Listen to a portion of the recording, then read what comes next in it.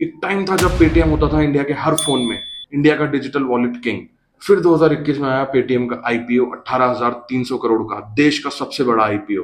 लेकिन जिसके आने से होना था धमाका, उससे पड़ा इंडिया के स्टॉक मार्केट को सबसे बड़ा धोखा। आज पेटीएम का शेयर 400 से 1,000 रुपए के बीच में फ्लक्चुएट होता है, यानी कि 80% नीचे आ गया है। आज के इस वीडियो में हम समझेंगे कि ऐसा क्यों हुआ, इसके पीछे क्या कारण थे और आज की क्या हालात है। पेटीएम का आईपीओ नवंबर 2021 में लॉन्च हुआ था। साइज था 18,300 करोड़ रुपए। कंपनी का वैल्यूएशन था लगभग 1.3 लाख करोड़ रुपए और रिटेल इन्वेस्टर एक्साइटेड थे, इंस्टीट्यूशनल इन्वेस्टर्स इंटरेस्टेड थे और मीडिया में काफी चर्चा थी। लेकिन लिस्टिंग के दिन ही स्टॉक 2150 रुपए से गिर के 1564 रुपए पर क्लोज हुआ। 27% का क्रैश पहले ही दिन, और उसके बाद पेटीएम की डाउनफॉल जर्नी शुरू हो गई। तो फिर ऐसा क्या हुआ कि इन्वेस्टर्स ने पेटीएम से मुंह मोड़ लिया? Number one, company loss making थी। कंपनी तब भी लॉस मेकिंग थी और कंपनी आज भी लॉस मेकिंग है। आईपीओ के लॉन्च के पहले साल कंपनी ने 4,230 करोड़ का लॉस बुक किया था। इन्वेस्टर्स को रोड मैप ही समझ में नहीं आया कि कंपनी कब प्रॉफिट में जाएगी भी या नहीं Uh-oh. जाएगी। नंबर टू, बिजनेस मॉडल ही कंफ्यूजिंग था। एक तरफ पेटीएम बैंक, एक तरफ ई वॉलेट, फिर insurance, e commerce, ticket booking.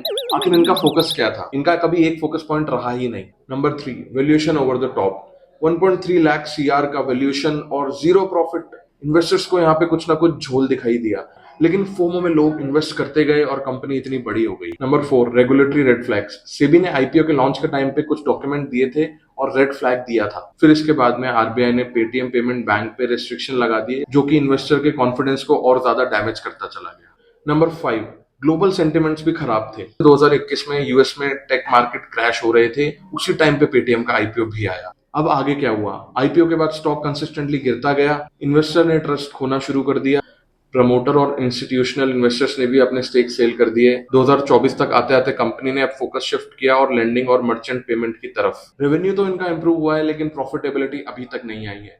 Paytm ने अपना टिकट बुकिंग पोर्टल भी जोमेटो को बेच दिया है। आज की हालत क्या है? जिन लोगों ने 2150 रुपए में पेटीएम का शेयर खरीदा था, उनका पैसा आधे से भी कम हो गया है। कंपनी ने अब मर्चेंट इकोसिस्टम, यूपीआई पेमेंट्स और स्मॉल टिकट लेंडिंग्स पे ही फोकस किया हुआ है, पर अब भी इन्वेस्टर का पैसा रिकवर नहीं हुआ। फाइनली इस केस स्टडी से हम क्या क्या सीख सकते हैं?